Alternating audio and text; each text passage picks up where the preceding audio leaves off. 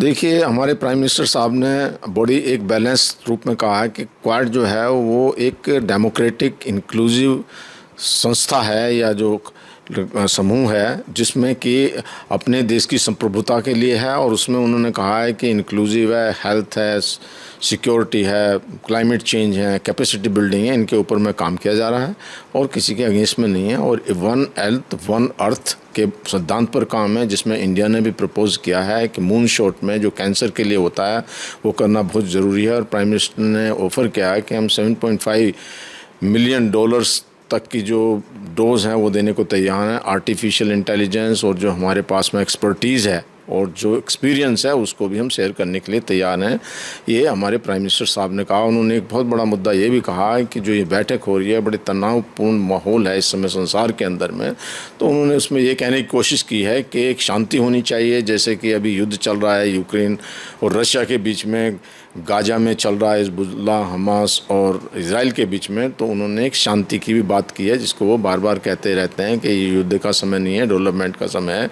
तो इन चीज़ों को कहते हुए कहा है। इसके अलावा जो क्वाड के और भी मेंबर्स हैं जिसमें बाइडेन साहब हैं, उन्होंने ही बल्कि डायरेक्ट हिंट किया है कि चाइना एक तरह से एग्रेसिव है, बढ़ रहा है। ईस्ट चाइना सी, साउथ चाइना सी के बारे में उन्होंने बोला है और वो उन्होंने यहाँ तक कहा है कि चाइना टेस्ट कर रहा है।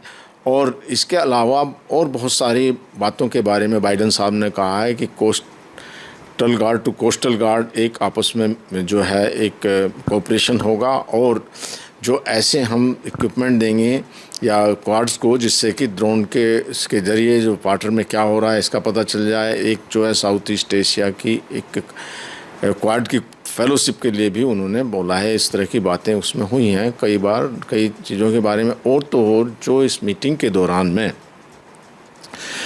जो एक यूएन का रिफॉर्म्स है, जो रिफॉर्म्स के पिलर्स हैं, जैसे पीस है, उसमें सिक्योरिटी है, डेवलपमेंट है, और अभी चौथा पिलर जो ऐड किया गया है वो है काउंटर टेररिज्म। इसके बारे में भी बातचीत हुई और बातचीत में ये हुआ कि क्वाड्स का के ज़रिए जो ये बातों का एक अभी इसको बहुत बढ़ गया है। ये अभी सिर्फ साउथ ईस्ट एशिया या प्रशांत महासागर के लिए नहीं रहा, लेकिन इसमें जो एक विस्तार होना चाहिए यूएन का, उसके अंदर में इंक्लूसिव, पार्टिसिपेटिव, मोर डेमोक्रेटिक, और हिंदुस्तान की आवाज़ को भी उसमें कहा। और परमानेंट सीट भी हिंदुस्तान को भारत को मिलनी चाहिए, इसके बारे में भी क्वाड के दौरान कहा गया है। और इसको मोर इफ़ेक्टिव, एफिशिएंट बनाने के लिए इसके साथ साथ जो और कंट्रीज़ हैं, एशिया, अफ्रीका, जो लैटिन अमेरिका और कैरेबियन, इन कंट्री को भी इंक्लूड किया जाए। इन बातों को ध्यान में रखते हुए इस मुद्दे को भी उठाया गया।